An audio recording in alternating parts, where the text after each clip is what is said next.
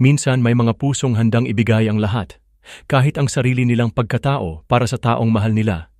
Pero darating ang araw na mapagtatanto mong hindi mo kailangang habulin ang isang taong kayang kang iwan ng walang pag-aalinlangan. Ang sakit na iniwan nila sa'yo ay hindi sukatan ng halaga mo. Hindi ito nangangahulugang kulang ka, kundi patunay na hindi sila sapat upang manatili sa pag-ibig mong wagas.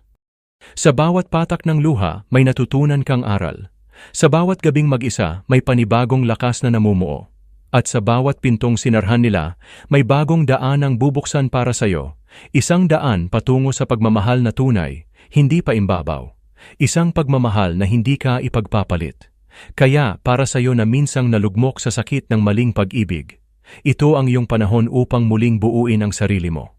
Hindi sa pamamagitan ng paghihintay sa kanila, kundi sa pagtanggap na minsan, ang pinakamagandang sagot ay bitawan at magsimula muli.